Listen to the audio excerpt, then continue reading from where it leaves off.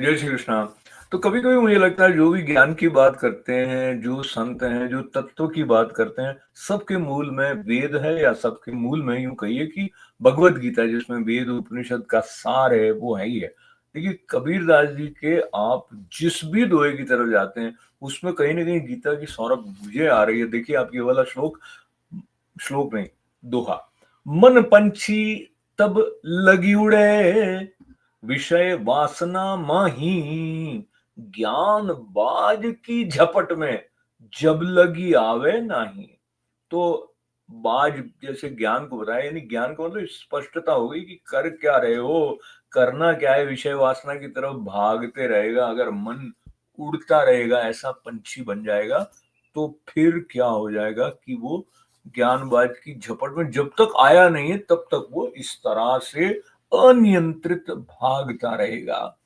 भगवान जो 12वां श्लोक है छठे अध्याय का, उसमें बताते हैं तत्रेकाग्रम मनः कृत्वा यथ चितेन्द्रिय क्रियः उपविश्यासने युञ्ज्याद् योगमात्म विशुद्धये। देखिए बात अंतःकरण को शुद्ध करने की है। अंतःकरण शुद्ध है तो फिर वो उसके प्रति सजगता, संवेदनशीलता से रिस्पॉन्ड कर सकता है। तो उसके लिए योग का अभ्यास करना, इसलिए क्या है कि पहले तो बताया था कि आसन पर कैसे बैठना है, और बैठ के सिर्फ बैठे नहीं रहना है, चित्त और मन दोनों की क्रियाओं को वश में करना है।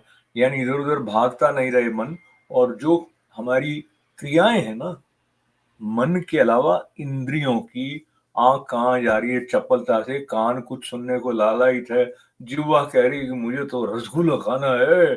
तो इन सबको वश में करने के बाद में मन एकाग्र होगा। जब मन एकाग्र हो जाता है, यानी कि वो एक सूत्र में, एक तैलवत धारा में बह रहा है परमात्मा के स्मरण के लिए, तब अंतःकरण की शुद्धि और फिर योग का अभ्यास। तो देखिए बहुत आसान हो ऐसा तो नहीं है, पर किसने कहा कि आसान है? वो जो बैठे हैं अर्जुन श्रेष्ठ धनुर्धर रथ में पीछे इधर, है ना? तो उनके सामने भी तो संघर्ष बहुत है। उन्होंने पहले से बहुत तैयारी कर रखी है। सरल हैं, सीधे हैं, साधक हैं, सत्यनिष्ठ हैं, समर्पित हैं, शरणागत हैं। तब जाके श्रीमद् भगवद गीता का ये जो दूध है अमृत रूपी, वो गोपाल ने दुआ है और हम तक भी आ रहा है। तो हम भी इसका पान करने की पात्रता अपनी प्राप्त करें। प्रार्थना। जय श्री कृष्ण।